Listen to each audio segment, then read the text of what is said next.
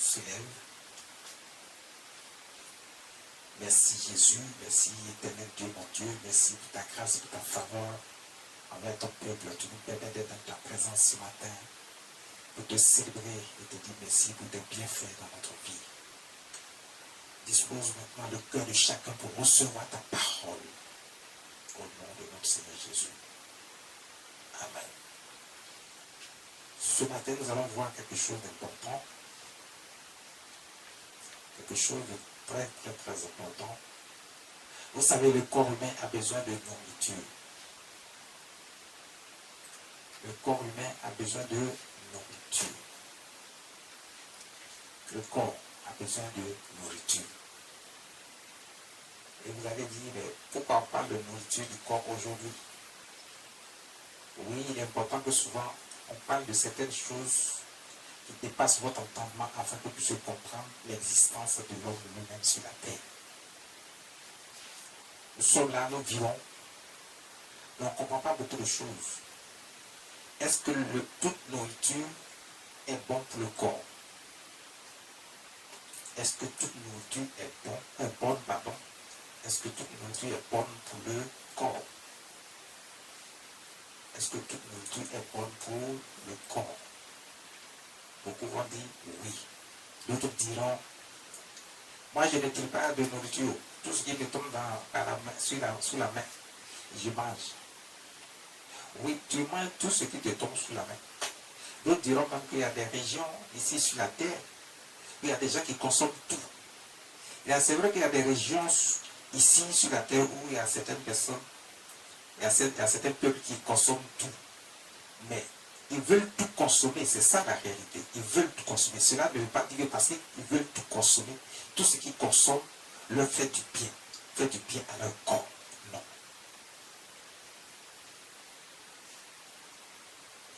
Il y a des moments où tu consommes certaine nourriture, au lieu que la nourriture te fasse du bien, cette nourriture te fait plutôt du mal. Parce que cette nourriture ne va pas avec ton corps.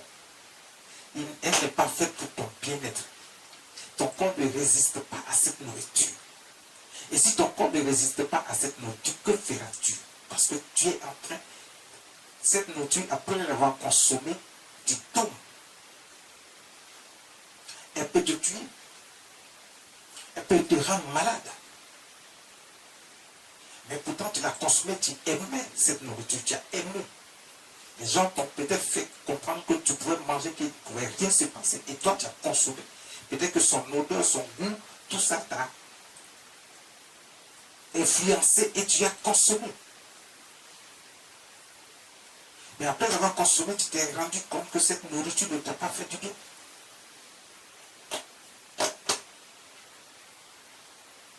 Ce qui veut dire que toute nourriture n'est pas bonne pour le corps, même si toute nourriture est bonne.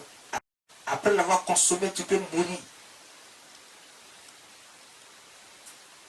Après l'avoir consommé, tu peux mourir. Mais quelle est cette histoire de nourriture ce matin? La nourriture, oui. Vous voyez déjà que la nourriture, toute nourriture n'est pas bonne à consommer. Il faut choisir une bonne nourriture qui va permettre à ton être, à ton corps, de pouvoir régénérer une vitalité, une santé, et te permettre de vivre sainement, dans la tranquillité, sans que tu aies des problèmes de santé, sans que cela ne te conduise à la mort.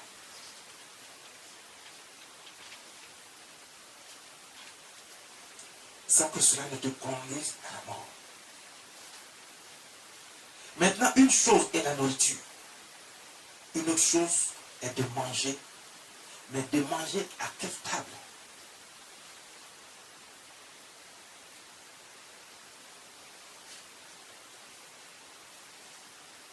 Il y a ce matin le Saint-Esprit qui nous enseigne que non seulement toute nourriture n'est pas bonne à manger, mais il ne faut pas manger non plus à n'importe quelle table.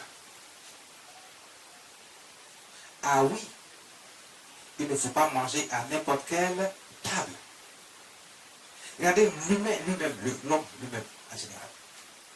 Il y a des situations qui se sont présentées où tu es allé à un certain endroit et la nourriture qu'on t'a donnée était une nourriture empoisonnée.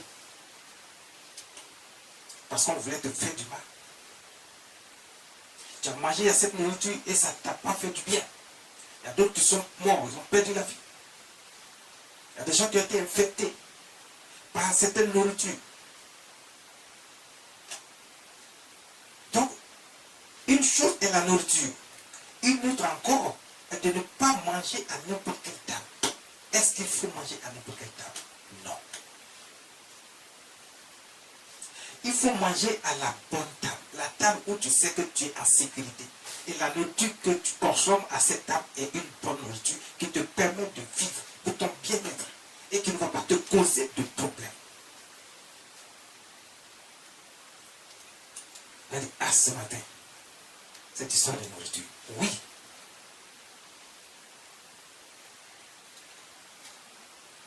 Tu ne peux pas te retrouver à deux tables en même temps. Est-ce que tu peux te diviser en deux plates, à deux endroits en même temps, à deux tables en même temps pour consommer la nourriture? Non. Non. Il est important de le savoir. Il faut savoir choisir à quelle table tu manges. Il faut savoir choisir qui est ton Dieu.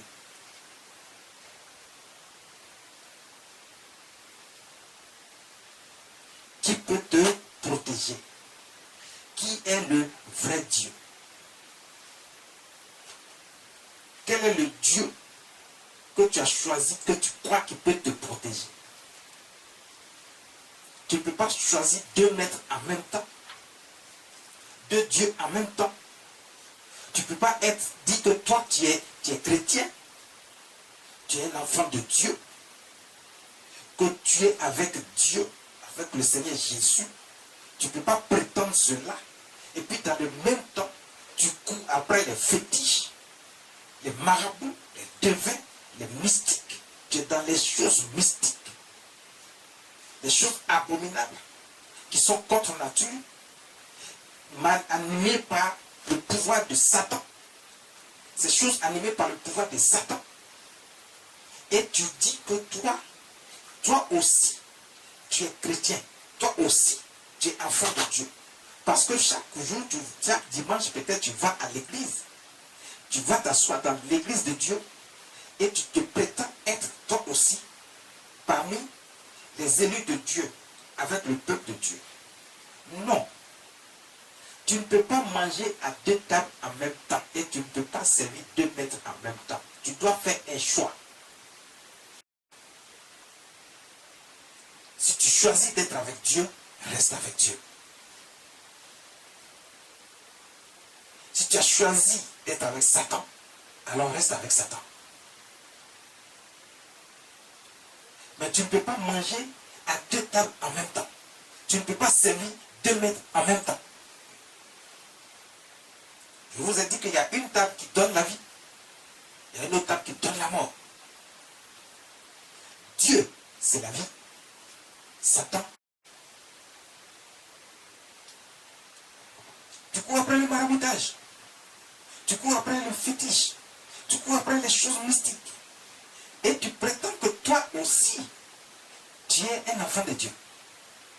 Quand on parle de l'église de Dieu, tu dis que tu fais partie. Et il y a des gens qui tapent leur poitrine pour dire, nous tous là, on est chrétiens. Je vous ai toujours dit, et je n'arrêterai jamais de le dire, il y a le sorcier dans l'église.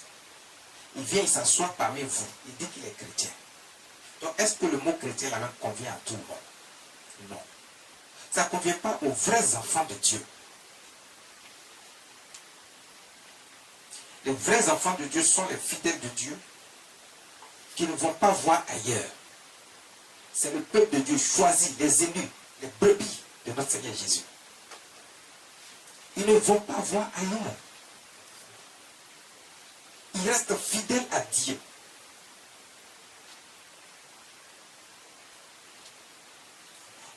Tu ne peux donc pas servir deux maîtres. Tu ne peux donc pas manger à des tables différentes.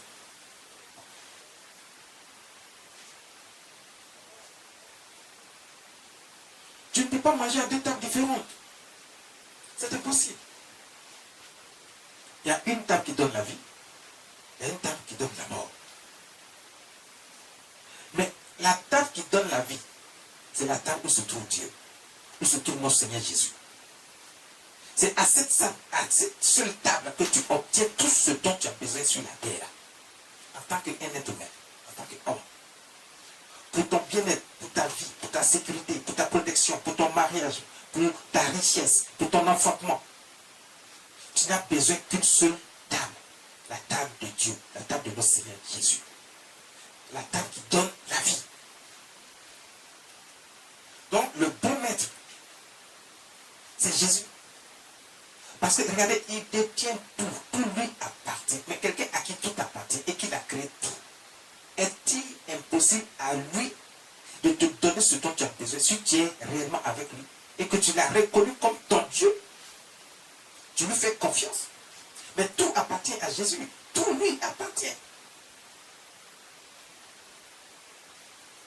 Comment crois-tu que tu peux aller chercher ce qui appartient à quelqu'un ailleurs d'autre que à la personne, vers la personne? Tu vas vers Dieu, vers Jésus, pour prendre ce qui lui appartient. Parce qu'il a mis ça comme ton héritage, c'est ta part.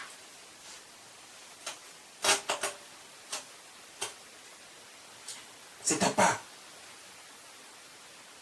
On prend le livre de 1 Corinthiens chapitre 10, à partir du verset 21 à 22. 1 Corinthiens chapitre 10.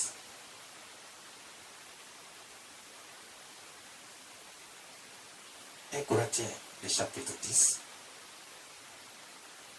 à partir du verset 21. Faisons la lecture.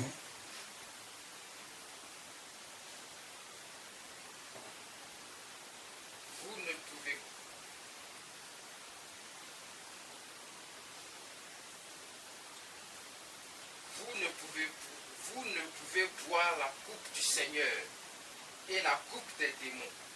Vous ne pouvez boire la coupe du Seigneur Jésus-Christ, de notre Dieu Tout-Puissant, et boire la coupe des démons. La parole de Dieu dit, tu ne peux pas boire la coupe du Seigneur, pour pas être avec Dieu, pour bénéficier des grâces et des faveurs de Dieu. Tu attends tout de lui. En même temps, tu cours après la coupe de Satan. Que les démons viennent vous proposer. Les démons qui sont les agents de Satan. Donc tu ne peux pas courir après Dieu et courir en même temps après Satan. Et prétendre que là où tu gagnes vite, là, c'est ça que tu vas prendre. Mais est-ce que Satan a quelque chose? Il n'a rien. Tout ce qu'il prétend donner à quelqu'un, il le vole. C'est un voleur.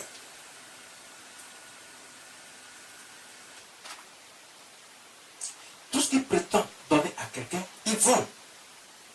Il vole ça.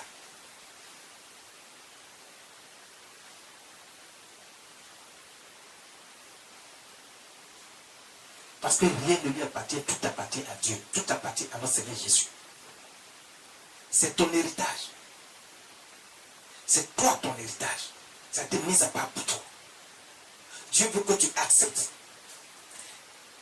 qu'il est ton Dieu, le seul et le vrai Dieu, créateur des cieux et de la terre.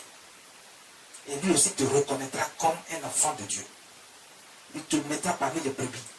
Choisis les élus à qui il donne son héritage. À qui il donne son héritage.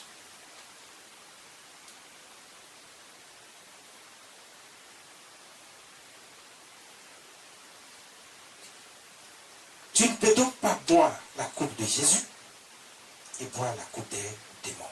Lis-nous la suite. Vous ne pouvez participer à la table du Seigneur et à la table des démons. Vous ne pouvez donc vous asseoir à la table de Dieu, à la table de notre Seigneur Jésus-Christ, et aller en même temps vous asseoir à la table du diable. Est-ce que cela est-il possible? Le diable veut gagner des âmes pour aller dans le feu de l'enfer, pour être détruit à jamais. Il ne veut pas aller seul. Il a été condamné depuis longtemps, il a été jugé, condamné. Il ne veut pas y aller seul. Il veut des gens avec lui. Donc il vient distraire les gens. Il vous fait croire qu'il possède quelque chose alors qu'il ne possède rien, absolument rien. Il ne possède absolument rien. Il envoie ses agents voler un certain nombre de choses pour influencer, distraire le peuple de Dieu. Et lorsqu'il vous a influencé, vous êtes attiré dans son filet. Et lorsque vous êtes attiré dans son filet, vous partez, il peut mettre quelque chose qu'il a volé devant vous, un peu d'argent, ou ce que vous désirez, et puis vous croyez que, ou du matériel, comme les gens sont affolés de matériel et de richesses. Il est distrait avec ce qu'il vole quelque part, qui appartient au peuple de Dieu, qui appartient à Dieu. Il va déposer ça devant vous, et vous croyez que lui, il peut vous donner quelque chose. Là, ces choses-là, Dieu récupère ça après. Ce qu'il donne même, ce qu'il s'en va voler et donner, Dieu récupère ça après. Et quand Dieu voit même que toi, tu as fait le mauvais choix, que tu es allé à la mauvaise table, écoute, ton sort est déjà scellé. Dieu va d'abord te pardonner parce qu'il est le Dieu d'amour, de miséricorde. Il va attendre que toi, tu reviennes à la raison et que tu quittes ce monde-là, tu quittes cette table, la table du diable, et que tu reviennes à lui. Mais si pendant un moment, Dieu attend, il te pardonne tes péchés. Le Seigneur Jésus, il est mort, son sang a coulé pour effacer nos péchés. Il a fait une alliance de sang, afin que tous ceux qui vont accepter Dieu comme étant le seul Dieu, le vrai Dieu, qui vont s'asseoir à la seule et la vraie table, qui vont faire ce que Dieu leur demande, leur part surtout avec Dieu. Donc Jésus est avec tous ceux qui ont. Il a coulé son sang pour tous ceux qui vont accepter Dieu. Le diable, lui, il vient, il vole.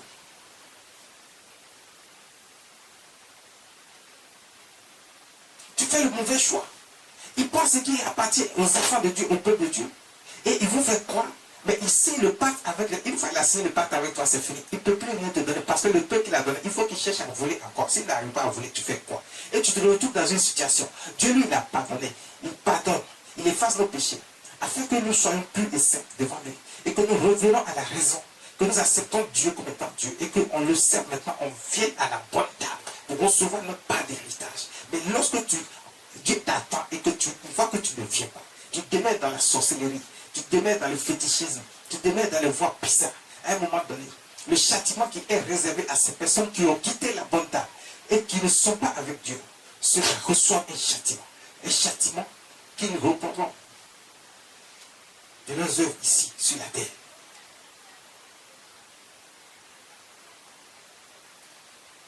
Ils reçoivent ça ici, sur la terre. Dieu envoie des tribulations dans la vie de ces personnes-là pour qu'ils comprennent qu'il est le seul Dieu. Il est le seul maître, il est le seul capitaine à bord. Il n'y a pas deux capitaines dans un bateau. Il y a un seul capitaine. C'est lui qui tient le gouverneur, c'est lui qui dirige tout. Dieu est le seul capitaine. C'est lui qui a tout. C'est lui qui détient tout. C'est lui qui peut te protéger. C'est lui qui peut te guérir. Pendant que tu prends du temps et que tu dis que bon, ok, tu vas aller voir de l'autre côté parce que tu crois que là-bas on obtient rapidement. C'est faux. On n'obtient rien rapidement là-bas, ce n'est pas vrai. Au moment où tu es parti là, s'il n'a pas encore volé quelque chose pour te donner, si Satan n'a pas encore volé quelque chose pour te donner, tu fais quoi? Tu crois que tu peux obtenir rapidement? Non, c'est faux. Parce qu'il n'a rien. Il ne crée rien, il ne fabrique rien, il n'a rien, il n'a rien créé non plus, il ne fabrique rien non plus. Donc il ne peut rien faire pour toi. Toi qui crois qu'il peut faire quelque chose pour toi, alors qu'en réalité, il ne peut rien faire pour toi. C'est ça la réalité.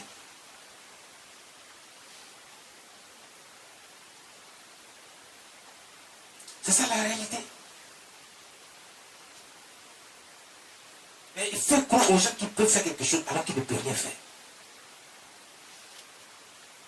Il ne peut absolument rien faire. Et toi, tu es déjà parti. Tu es avec lui. Au moins, tu vas te rendre compte.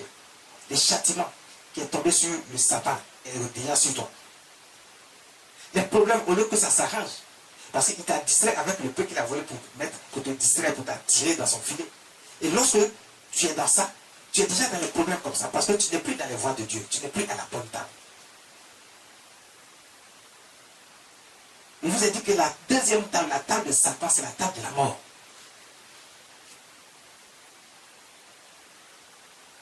Tu manges à cette table, tu es foutu. Tu décides d'aller manger à cette table, tu es foutu. La seule bonne table, où il y a la protection, il y a la sécurité, il y a les bons mets, il y a la bonne nourriture qui donne la vie, c'est la table de Jésus. C'est la table de Jésus. Il n'y a aucune autre table que celle de Jésus. Il n'y a aucune autre table que celle de Jésus.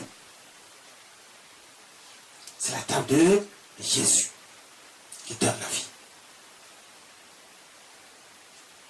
C'est la table de Jésus qui donne la vie. Comprenez donc qu'il faut faire le bon choix. Le choix de la bonne table. Le choix de la bonne nourriture. La nourriture qui guérit, la nourriture qui donne la vie, la nourriture qui protège. Il n'y a que Jésus seul qui donne la vie. Le verset 22 dit quoi?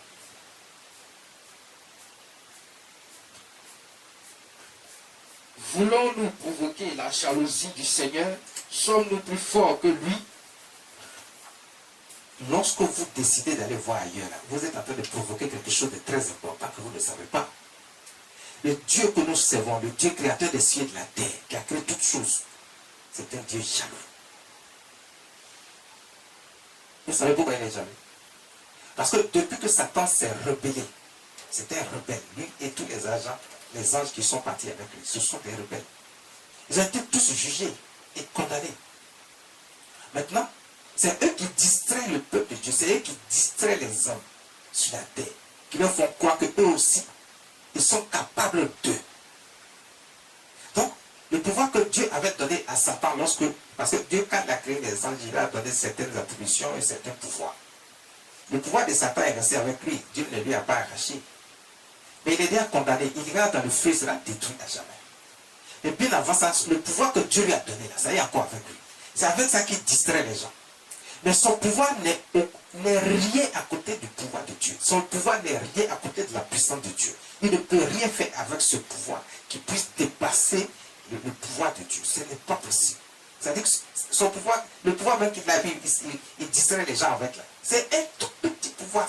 Ce n'est absolument rien. C'est vrai, c'est un pouvoir, mais ce n'est absolument rien comparé à la puissance de Dieu, comparé au pouvoir de Dieu. Donc il ne peut rien faire. Quand tu es avec Dieu, il ne peut rien te faire. Parce que Dieu, le pouvoir de Dieu est au-dessus de tout pouvoir. La puissance de Dieu est au-dessus de toute puissance. Qui te garde, qui te protège. Donc Satan ne peut rien te faire. Vous avez peur pour rien. Donc quand vous partez déjà là-bas, vous êtes condamné avec lui. Tu fais le mauvais choix en choisissant d'être dans la sorcellerie. Tu t'es condamné toi-même. Parce que la sorcellerie que tu fais n'est rien. Ce n'est aucun pouvoir qui puisse faire quelque chose. C'est parce que les gens ne savent pas plus qu'ils ont peur. C'est un petit pouvoir. Ça ne peut absolument rien faire. Eux-mêmes, quand ils sont dans les situations difficiles, ils sont paniqués. Ils courent pour venir à Dieu. Dieu n'a qu'à les protéger. C'est les cupides là qui demeurent dedans et puis ils sont condamnés avec le diable. Ils meurent dans ça. Ils vont dans le feu de l'enfer.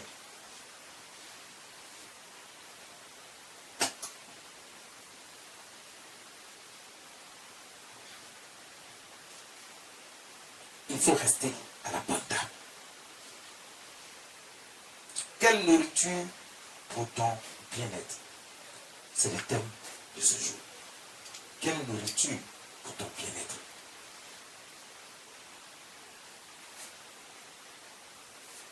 À la bonne table, il y a la bonne nourriture pour ton bien-être. À la table du Seigneur Jésus, il y a la nourriture qu'il faut pour ton bien-être. La nourriture de la vie. La table de la vie.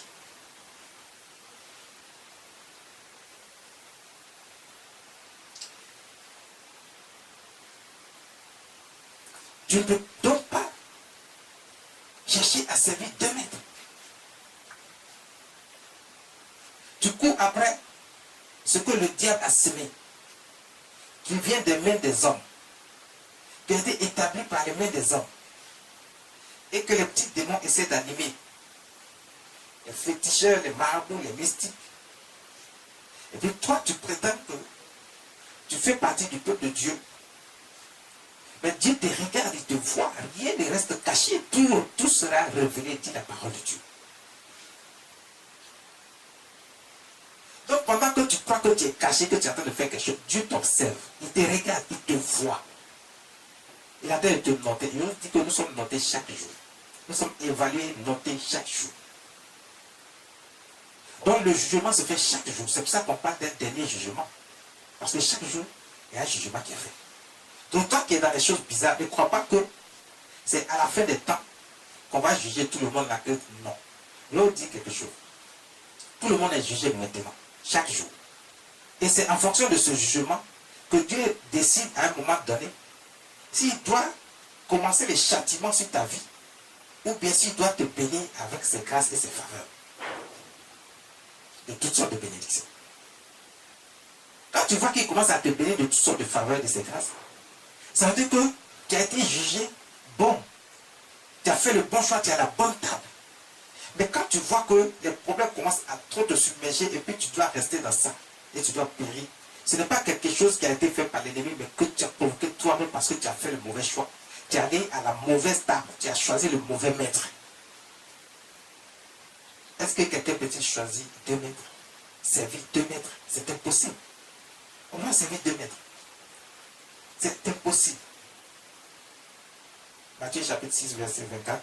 On ne peut pas servir 2 maîtres. Alors rapidement.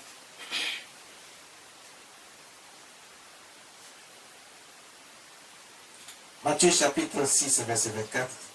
Nul ne peut servir 2 maîtres. Car ou il haïra l'un et aimera l'autre, ou il s'attachera à l'un et méprisera l'autre. Vous ne pouvez donc servir Dieu et Mammon. La parole de Dieu est claire. Tu ne peux pas prétendre servir Dieu et en même temps servir les démons. Servir les diables, servir Satan. Non. Est-ce que c'est possible? Parce que Satan, là, il n'est rien. Lui-même, il a été jugé et condamné. Si tu te vas les servir et que tu viens vers Dieu encore, puis tu crois que non, c'est-à-dire, reste avec Dieu. Choisis la bonne table, la table de la vie. Parce que si tu crois pouvoir servir deux dieux en même temps, tu mens. Satan n'est pas un Dieu. Satan n'est pas un Dieu. Il ne peut rien faire pour toi. Il ne peut pas garantir ta sécurité. Il ne peut pas garantir ta prospérité. Parce qu'il n'a pas de prospérité, il n'a rien. Tout l'argent, la richesse, ce à quoi vous prétendez, tout cela appartient à Dieu. Satan n'a pas de richesse à te donner. Il n'en a pas.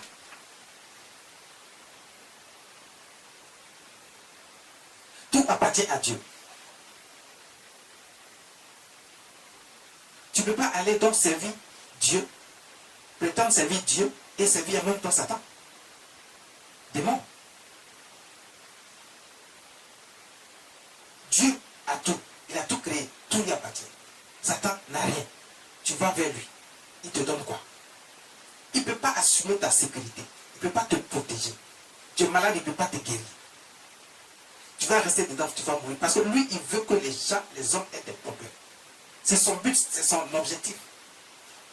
Il n'est pas là pour te faire du bien, contrairement à ce que vous croyez. Le féticheur, le mystique, s'ils pouvaient faire du bien aux gens, pourquoi ils ne se font pas du bien à eux-mêmes? Pourquoi ils sont eux-mêmes dans les problèmes? Pourquoi lorsqu'ils sont coincés, eux tous là cherchent à être sauvés par Dieu? Pourquoi? Parce qu'il y en a qui courent après pour venir vers Dieu. Pourtant, au début, ils vous font croire qu'ils sont tout puissants. Ils ont tout pouvoir de faire toutes choses, alors que ce n'est pas vrai. Satan même là, il va vers Dieu tous les jours pour demander la permission à Dieu avant de poser une action. Et vous croyez qu'il est capable de faire quelque chose pour vous? Détrompez-vous. Il ne peut rien faire pour vous. Absolument rien. Il ne peut absolument rien pour vous. Vous ne pouvez donc servir Dieu et maman. Vous ne pouvez pas servir Dieu et le diable. Vous ne pouvez pas prétendre être avec Dieu pendant que votre vie se trouve ailleurs, de l'autre côté, avec le diable. Votre attitude, vos façons de parler, vos façons de penser, vos comportements. l'infidélité, l'adultère, le péché à outrance.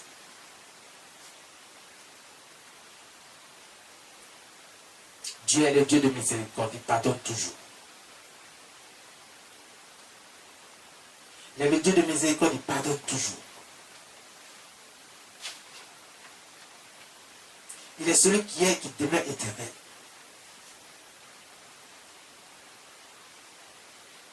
Il est rempli d'amour pour toi. Il ne veut pas que l'homme se perde. Il veut que tout homme soit sauvé. Parce que le péché est rentré dans le monde. L'homme a accepté de faire rentrer le péché dans le monde en allant à la mauvaise table avec le diable. Dieu veut que l'homme quitte cette table, qui vienne à la bonne table. La table qui garantit la vie, qui garantit ta sécurité, ta protection, ta richesse, l'enfantement, le mariage. Lorsque Dieu sait que tu as rempli toutes ces conditions et que tu marches et tu respectes sa volonté, tu lui fais confiance en toutes choses, il n'y a pas de raison que tu ne fasses pas partie de ses héritiers. Ta part, il te donne. Arrêtez de penser qu'avec Dieu, c'est lent. Ah, vous trouvez que c'est lent, mais donc ça veut dire qu'il donne quand même. Ce n'est pas lent. C'est vous qui rendez ça lent. Avec Dieu, c'est ça qui est le plus rapide. La seule condition, la seule chose qui fait que ça devient lent à vos yeux, c'est vous, c'est votre comportement, votre façon de voir les choses. Vous voulez dicter à Dieu ce qu'il doit faire. Vous ne pouvez pas dicter à Dieu ce qu'il doit faire. Personne ne peut dicter à Dieu ce qu'il doit faire. C'est lui qui décide. C'est lui qui dit. Il dit quand est-ce qu'il va te donner. S'il a prévu de te donner, il te dit quand il va te donner. Tu ne peux pas le presser pour ça. Tu ne peux pas lui dire de faire vite. Parce que lui, il a besoin de se rassurer que toi-même, là, tu l'aimes vraiment. Et que tu n'es pas là pour le matériel, la richesse et tout ce dont tu as besoin pour ton bien-être. Est-ce que tu as accepté qu'il est ton Dieu, le vrai Dieu? Est-ce que tu marches réellement avec lui? Est-ce que tu l'aimes sincèrement? Est-ce que tu lui fais confiance?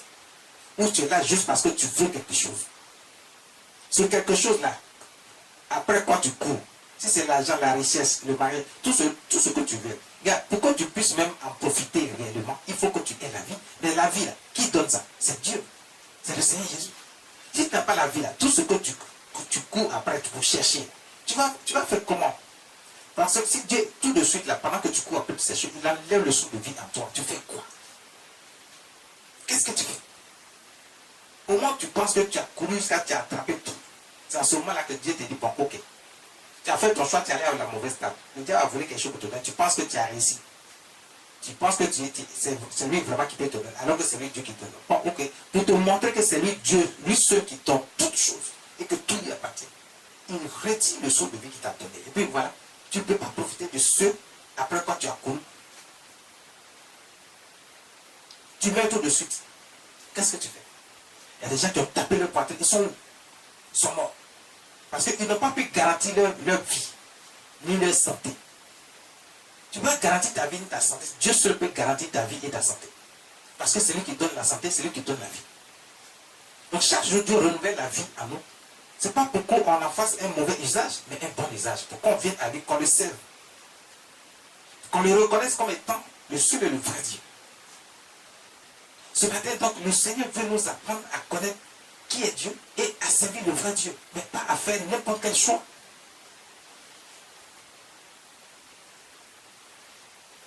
Pas à faire n'importe quel choix. C'est pas possible. Il faut faire le bon choix. Le verset 25 dit, c'est pourquoi je vous dis, ne vous inquiétez pas pour votre vie, ni de ce que vous mangerez, ni pour votre corps, de quoi vous serez vêtus. La vie n'est-elle pas plus que la nourriture, et le corps plus que les vêtements? Le verset 25 qui nous le dit. Donc vous voyez ce que Dieu dit. Vous êtes toujours en train de vous inquiéter. Vous pensez que votre temps est passé. Avec Dieu, il n'y a pas de temps passé. Il a donné à Sarah qui avait 90 ans un enfant. Alors qu'elle était stérile. Elle n'espérait plus, mais Dieu lui a dit, c'est lui Dieu. Tout lui appartient, il crée tout, il fait tout ce qu'il veut. C'est lui qui a créé l'homme. Donc, il peut faire tout ce qu'il veut avec l'homme. Qu'est-ce qui est impossible à Dieu? Rien. Sarah étant stérile de naissance, elle ne pensait plus avoir des enfants. Elle a donné même sa servante comme deuxième femme à son mari. Mais Dieu n'est pas limité. Tout lui appartient, il a créé tout. Ton corps là, c'est lui qui a ça. Ton souffle de vie, c'est lui qui a ça. Il dit, ne vous inquiétez pas. Ne vous inquiétez donc pas pour votre vie, de ce que vous mangerez. C'est lui qui donne la bonne nourriture. C'est lui qui te met à la bonne table et qui te donne la bonne nourriture. Ne t'inquiète pas pour ça. Il est là pour ça.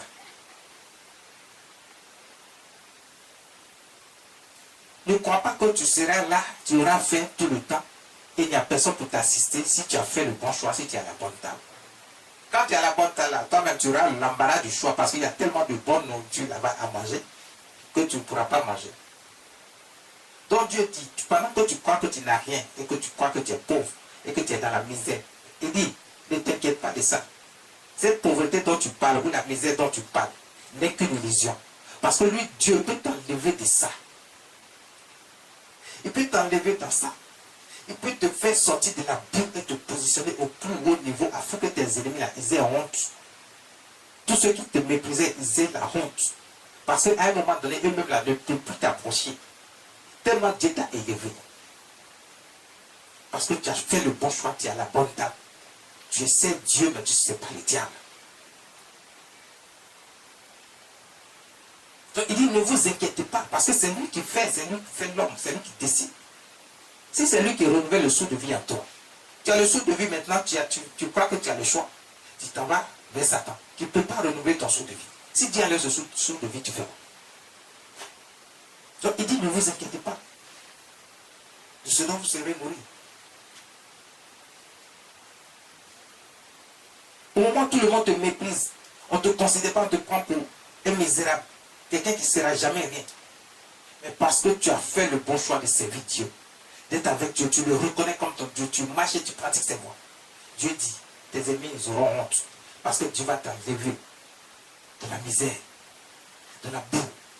Il va te positionner à tel niveau, à un tel niveau, que tes ennemis, ils ne pourront même plus s'approcher de toi. Ils auront la honte. Ils auront la honte. Ils ne pourront pas s'approcher de toi. C'est impossible. Parce que tout appartient à Dieu. Tout appartient à Dieu. C'est lui qui a la bonne nourriture pour ta vie, pour ta santé, pour ta protection, pour ton mariage, pour ton enfantement. Dieu seul détient ce pouvoir. Nul autre ne peut. Lui seul détient ce pouvoir. Nul autre ne peut. Le verset 31 dit, ne vous inquiétez donc au point et ne dites pas. Que mangerons-nous? Que boirons-nous? De quoi serons-nous vêtus? Verset 32, car toutes ces choses, ce sont les païens qui les cherchent. Votre Père Céleste sait que vous en avez besoin. Regardez, vous n'avez pas compris quelque chose depuis longtemps. Vous êtes en train de vous lamenter, de crier ici, de crier là. Vous faites le mauvais choix en allant vers la table de Satan. Parce que votre Dieu, le Père, créateur des cieux et de la terre, le Père de notre Seigneur Jésus, Jésus-Christ lui-même, il sait que vous en avez besoin. Vous êtes en train de vous lamenter, alors que lui, il sait que vous en avez besoin. Et vous croyez que Dieu ne sait rien. Il vous a oublié, il vous a abandonné. Vous êtes dans la misère, dans la pauvreté. Non. La seule chose que Dieu attend de vous, il dit qu'il faut l'aimer, lui Dieu. Aime-le, lui seul. Il ne faut pas aimer deux maîtres. Aime Dieu seul, lui seul. Quand il l'aime là, si tu aimes Dieu, tu vas faire ce qu'il te dit. Ce que Dieu dit de faire là n'est pas compliqué. C'est notre vie de tous les jours là. Il y a le bien et il y a le mal. Fais tout ce qui est bien aux yeux de Dieu, c'est fini. Il reconnaît que tu es saint devant lui quand tu fais tout ce qui est bien. Mais si tu dis non, j'ai fait un peu de ce qui n'est pas bien, et puis Dieu ne va pas, il ne va pas considérer tout ça. Non, tu es en train de faire une erreur. Fais tout ce qui est bien. Comme ça, si pas extraordinaire, tu as fait quelque chose qui n'est pas bien et que toi-même tu ne sais pas que ce n'est pas bien, Dieu va te pardonner. Le sang de Jésus qui a coulé sur la croix va effacer ses péchés sur ta vie. Parce que le sang a déjà coulé pour faire une alliance de sang, pour effacer tous nos anciens péchés, afin que nous soyons purs et saints devant Dieu. Il nous reconnaît maintenant comme ceux qui ont choisi de venir à la bonne table. Il nous compte maintenant parmi les brebis ceux qui sont élus, à qui il donne son héritage. Donc, ne vous faites pas d'illusions. Soyez à la bonne table. Faites le bon choix. Dieu dit, ce sont les païens qui courent après les choses, ces choses-là. Parce que si tu cours après ces choses, tu n'es plus un enfant de Dieu, tu n'es plus un élu, tu n'es plus parmi les brebis. Ceux que Dieu a choisis, ceux qui seront avec lui, qui vont régner avec lui. Ah oui, parce que la vie ne s'arrête pas. Après le dernier jugement, il y a encore une vie qui viendra avec notre Seigneur Jésus pour ceux qui vont rester avec lui, ceux qui ont été bons avec lui, qui ont choisi la bonne table.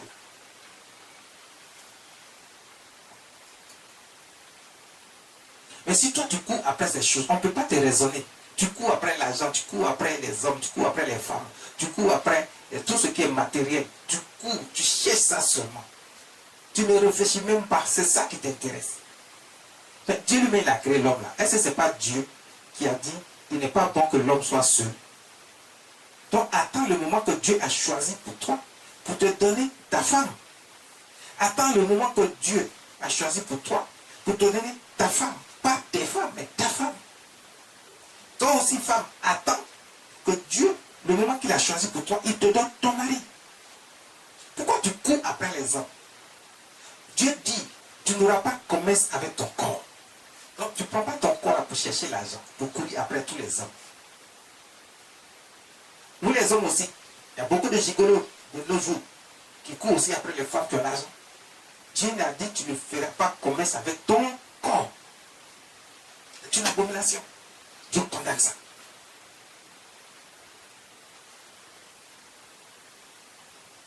Attends l'homme que Dieu a choisi pour toi, attends la femme que Dieu a choisie pour toi.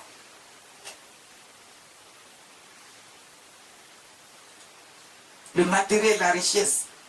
Dieu n'a pas dit que parce que tu as choisi son camp, tu ne dois pas être... Parce que ce qu'il a dit, il dit ce sont les païens qui courent après ces choses. Donc, qui les cherchent. Il est en train de dire que toi, tu n'as pas besoin de chercher parce que cette chose est déjà là pour toi, c'est ton héritage. Donc toi, tu n'as pas besoin de courir après ça. Tu n'as pas besoin de faire toutes sortes de calculs pour chercher la richesse, la prospérité, le mariage, l'enfantement. Tu n'as pas besoin de courir après ça. Dieu dit c'est ta chose, c'est déjà là, c'est pour toi. Il a déjà calé la chose. Tant que tu as choisi le bon, quand tu es à la bonne table, que tu as choisi le Seigneur Jésus comme Seigneur Sauveur, comme le Dieu qui a tout, qui détient tout et qui garantit ta vie. Quand tu as choisi ça et que tu marches et tu comprends ce que Dieu veut que tu fasses et que tu le fais, Dieu dit ta part est déjà là, tu es un héritier 100%. Il n'y a pas de raison qu'on ne te donne pas ta part.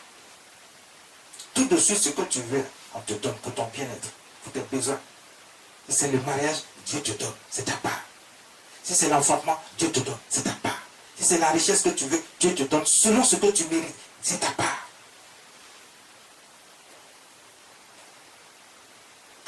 Tout le monde ne peut pas avoir le même niveau de richesse, ça, détrompez-vous. Mais quand tu es avec Dieu, il te donne la richesse selon ce que tu mérites. Selon ce que tu mérites. Selon la position que tu occupes dans sa maison. Tous les enfants sont héritiers, mais est-ce qu'ils ont tous le même, la même valeur d'héritage? Non. C'est selon ce que chacun mérite qui reçoit son héritage. Mais tous reçoivent un héritage. Il y en a qui sont déshérités parce qu'ils n'ont pas fait ce qu'il faut pour toucher au cœur de leur Père, non au cœur de Dieu. Si tu ne fais pas ce qu'il faut, tu seras déshérité. Ne te détrompe pas, ne te trompe pas. Si tu ne fais pas ce qu'il faut, tu prétends être avec Dieu et que tu ne fais pas ce qu'il faut, tu seras déshérité. C'est clair. C'est aussi clair que de loi boire. C'est pour ça que le sang de notre Seigneur Jésus qui a coulé sur la croix, qui a été une alliance pour nous, il sera répandu pour plusieurs, pour la rémission de nos péchés. Mais c'est pour plusieurs, ce n'est pas pour tout le monde. C'est pour ceux qui vont choisir Dieu. C'est donc ceux qui vont choisir la bonne table, ceux qui vont choisir de marcher avec notre Seigneur Jésus. Personne d'autre. C'est ceux-là que Dieu reconnaît.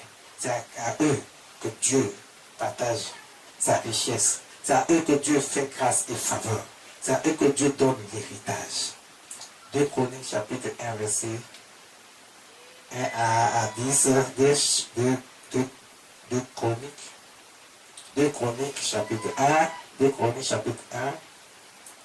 À partir du verset 1, faisons la lecture rapidement. 2 Chroniques. On va lire rapidement. Donc il dit, ne vous inquiétez donc pas du lendemain, car le lendemain aura soin de lui-même. À chaque jour suffit sa peine. Ça c'est le verset 34 de Matthieu 6.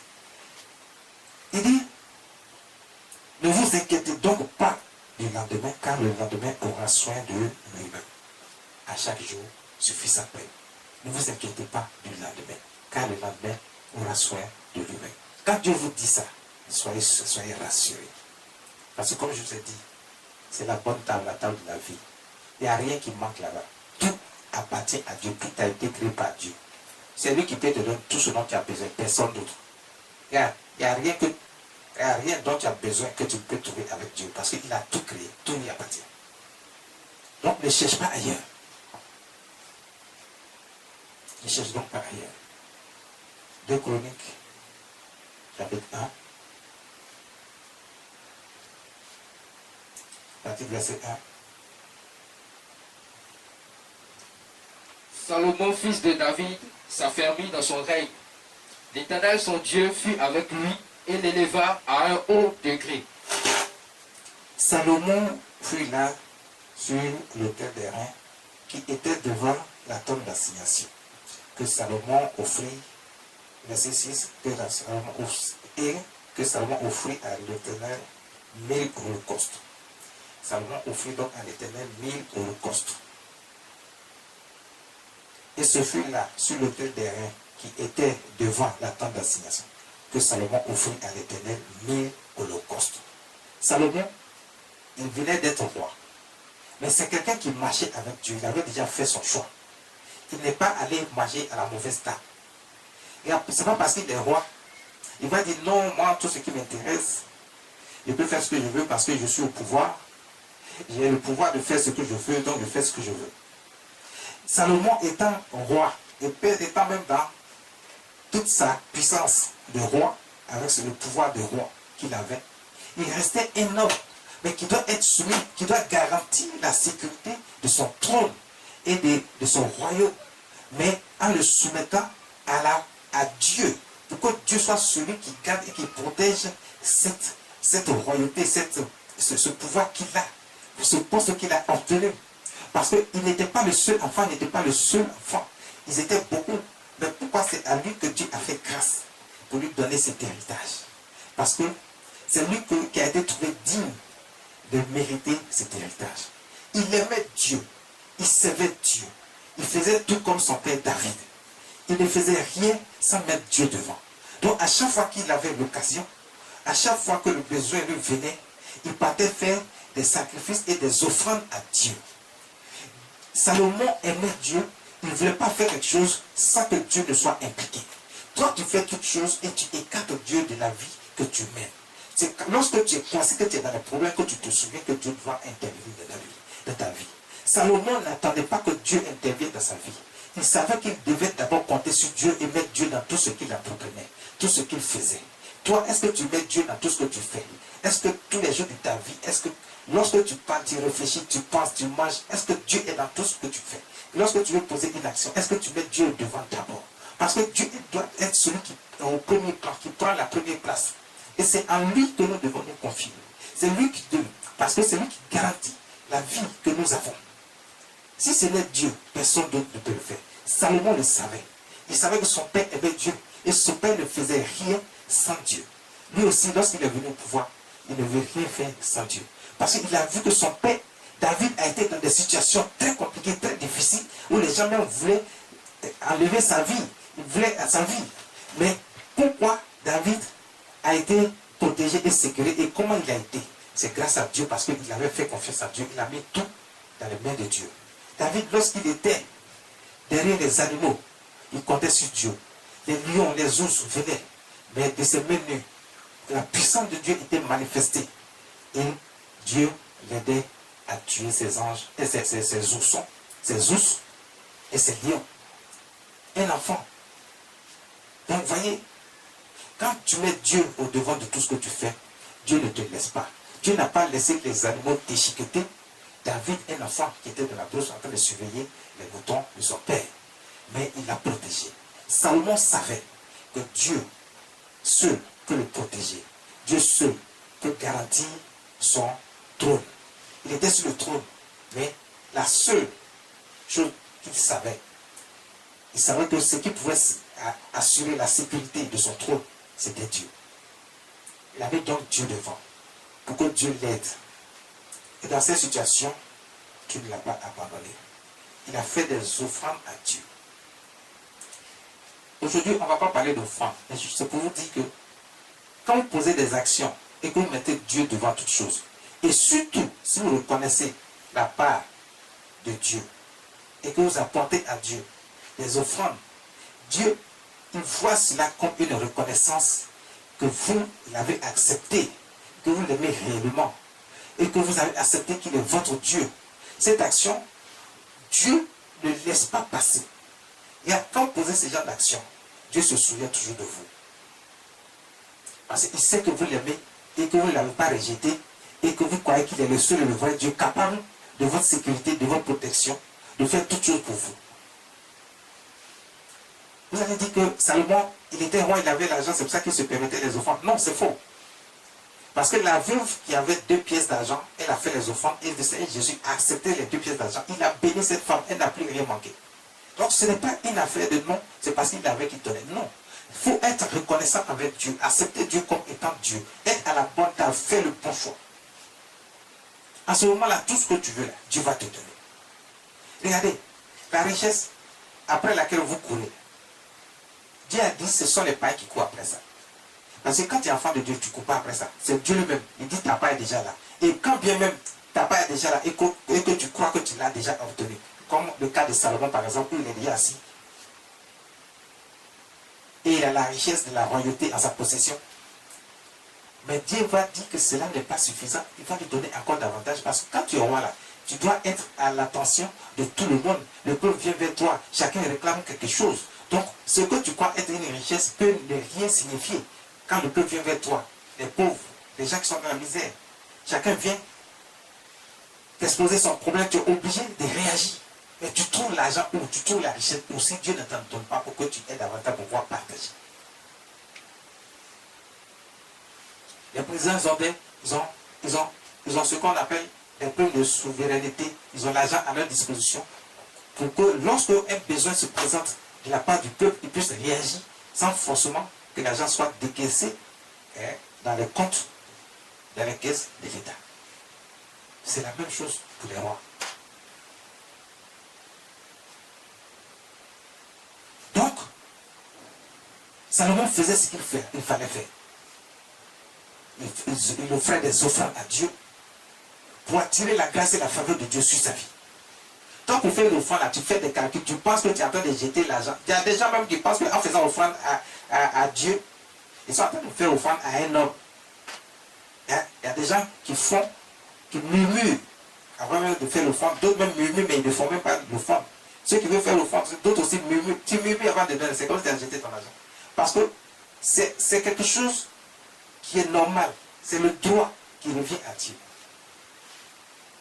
Tu n'es pas en train de donner à un homme, mais tu es en train de donner à Dieu. Parce que c'est Dieu qui va multiplier ce que tu as. Si tu fais des calculs en pensant que Dieu doit attendre d'abord, toi tu as fait tes dépenses d'abord, tu auras plus de problèmes que tu ne le penses. Parce que pendant que tu as pris cet argent que tu as, tu n'as pas fait l'offrande à Dieu. Et que tu es en train de faire ce que tu veux, tu auras encore plus de problèmes. Tout cet argent, tu vas le dépenser sans savoir où l'argent est parti. Il y a des choses inutiles. Salomon savait ce qu'il faisait. Lorsqu'il a fait des offrandes à Dieu, Dieu s'est souvenu de Salomon. Le verset 7 dit, pendant la nuit, Dieu apparut à Salomon et lui dit, demande ce que tu veux et je te donne. Wow. Quand tu es avec Dieu, Dieu viendra vers toi pour dire, demande ce que tu veux que je te donne. Il va dire ça. Mais tu fais des calculs. Tu crois que tu es plus intelligent que Dieu. Tu fais des calculs. Et tu crois que tu peux écarter Dieu dans ta vie. Tu ne peux pas écarter Dieu dans ta vie parce que c'est Dieu qui détient ta vie. Donc tout ce que tu fais est sous le contrôle de Dieu. Donc Dieu sait tout ce que nous faisons. Et Salomon était en train de poser l'acte. Il offrait des offrandes à Dieu. Mais Dieu voyait. Les gens pensent que si tu veux faire une offrande à Dieu, tu as donné un ordre, donc Dieu ne sait pas ce que tu as fait. Non, Dieu le sait. Parce que tu as fait une offrande qui touche le cœur de Dieu. Parce que tu as aimé Dieu. C'est en pensant à Dieu que tu as fait l'offrande. Tu n'es pas venu pour faire ça à un homme. La grâce de Dieu vient sur toi et Dieu va venir vers toi. Dans la nuit, Dieu apparut à Salomon dans son sommeil et lui demande, demande ce que tu veux que je te donne. Wow.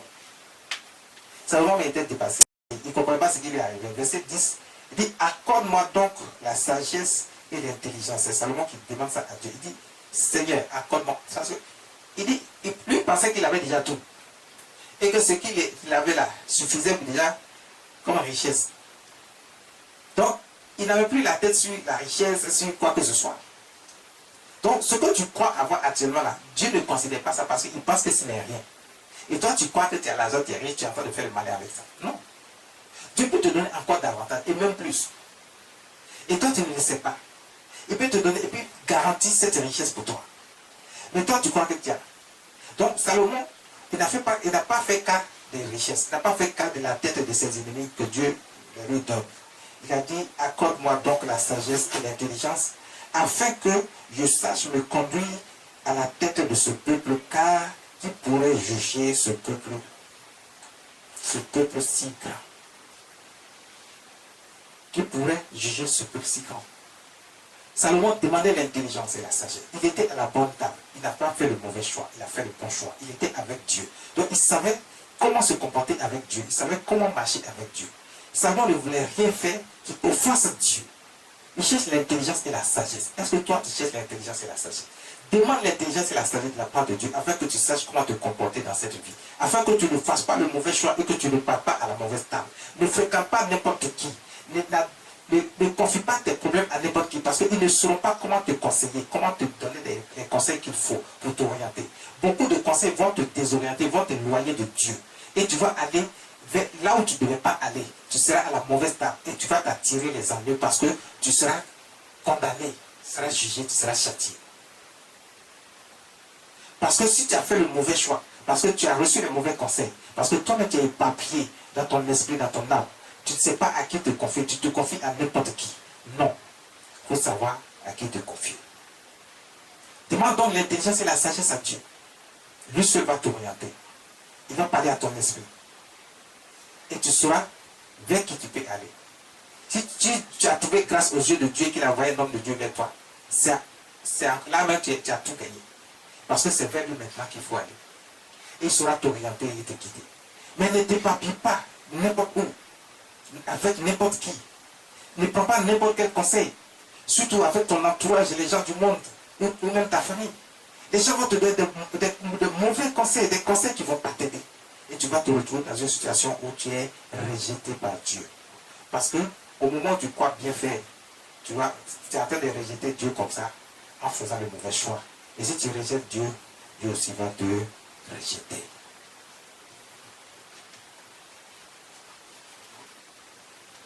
Si tu rejettes Dieu, tu vas te rejeter.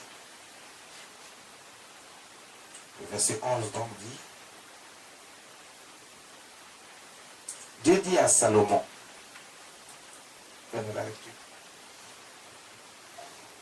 Dieu dit à Salomon, puisque c'est là ce qui est dans ton cœur, puisque tu ne demandes ni des richesses, ni bien, ni de la gloire, ni la mort de tes ennemis, ni même une longue vie, et que tu demandes pour toi de la sagesse et de l'intelligence, afin de juger mon peuple, sur lequel je t'ai fait régner. Verset 12. la sagesse et l'intelligence te sont accordées. Je te donnerai en outre des richesses, des biens et de la gloire, comme n'en a jamais eu aucun roi avant toi et comme n'en aura aucun après toi. Vous voyez, quand tu es dans les voies de Dieu, lorsque tu as choisi la bonne table, lorsque tu as choisi le bon maître, lorsque tu es avec Dieu, notre Seigneur Jésus, et que tu n'es pas avec le diable, tu n'es pas avec Satan, que tu es avec Dieu, tu es avec Jésus. Que lorsque tu as choisi cette bonne table et que tu sais que tu es bien installé à cette bonne table, quand toi tu regardes sur la table, tu vois les bons mains, tu te dis oui, je suis à la bonne table, je suis à l'endroit qu'il faut. Le Seigneur Jésus dit, tout ce que tu demandes là, non seulement je vais te donner, mais je te donne plus que ce que tu as demandé. Ce que tu n'as pas demandé, je vais encore te donner. Salomon a demandé l'intelligence seulement et la sagesse à Dieu pour pouvoir gouverner son peuple. Mais Dieu dit, comme tu n'as pas demandé la tête de tes ennemis, tu n'as pas demandé la richesse, tu n'as pas demandé à ce que je tue quelqu'un pour toi, tu n'as pas demandé à ce que je fasse du mal à telle ou telle personne pour toi, parce que tu es trop fâché, tu veux te venger des gens. Tu n'as pas le mauvais esprit dans ton cœur pour vouloir que ceux qui t'ont fait du mal, là, on leur rende l'appareil ou enfin pire que ça. Tu n'as pas demandé toutes ces choses. Mais tu as demandé seulement que Dieu te donne l'intelligence et la sagesse.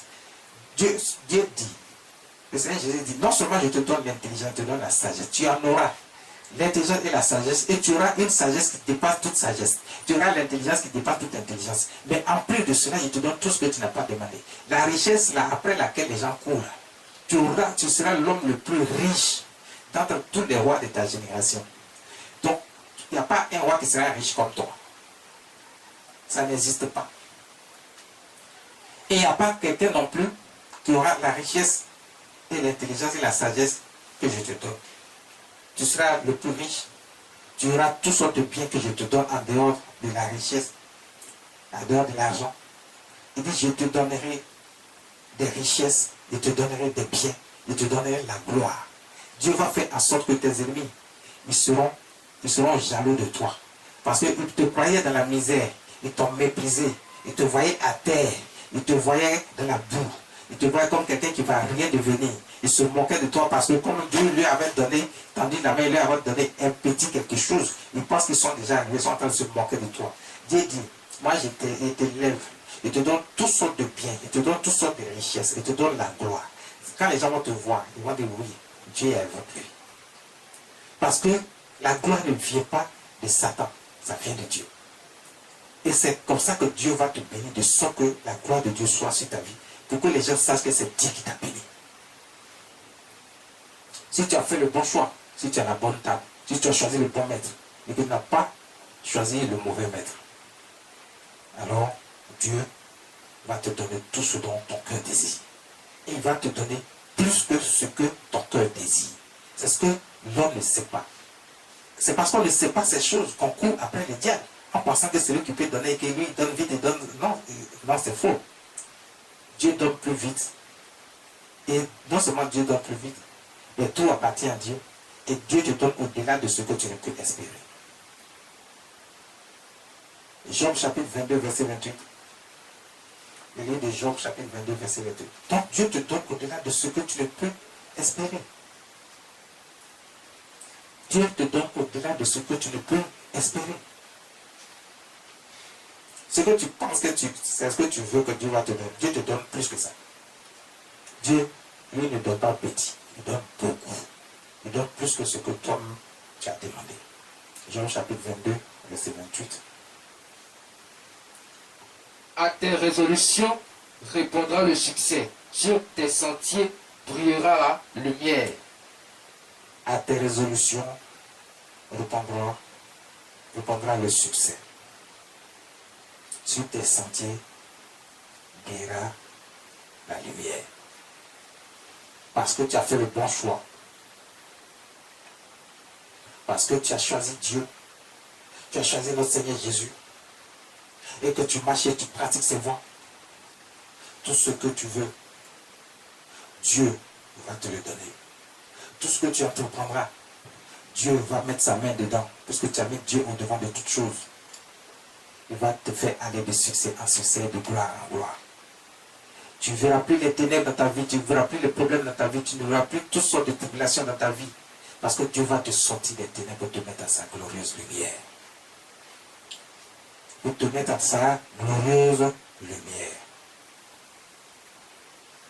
Donc, fais très attention. Ne fais pas n'importe quoi. Parce que tout est permis, mais tout n'est pas utile. 1 Corinthiens chapitre 10, verset 23. Tout est permis, mais tout n'est pas utile. Tout est permis, mais tout n'édifie pas. Tout n'édifie pas. Ce que vous voyez, vous pensez que c'est permis parce que vous voyez les autres faire. Dieu dit, vous voyez les autres faire, oui. Mais est-ce que c'est utile pour toi? Est-ce que ça peut garantir ta sécurité? Est-ce que ça peut renouveler ton souffle de vie? Est-ce que ça peut te donner ce que ton cœur désire? Dieu dit non. Lui seul garantit la sécurité, la vie, la protection, le mariage, l'enfantement. Il donne l'enfant à la femme stérile. Il te donne au-delà de ce que tu espères. Dieu seul donne cela. Dieu seul donne cela. Dieu seul donne cela. C'est lui seul qui donne la bonne nourriture. Et cette bonne nourriture se trouve à la bonne table. La table de notre Seigneur Jésus. Ce qui veut dire qu'il faut faire le bon choix. Le choix de Dieu et non le choix du diable. Parce que tu ne peux pas servir deux maîtres. Tu dois choisir entre les deux. Choisis le bon maître qui est Jésus. Tu auras tout ce que tu veux. Et tu auras au-delà de ce que tu espères. Mais si tu as choisi la mauvaise table qui est la table de la mort, alors tu seras confronté au châtiment. Parce que c'est la table de la mort. La table de Satan. La table de Dieu, c'est la table de la vie. Que la grâce et la faveur de notre Seigneur Jésus soient avec vous. Que la grâce et la faveur de notre Seigneur Jésus soient avec vous.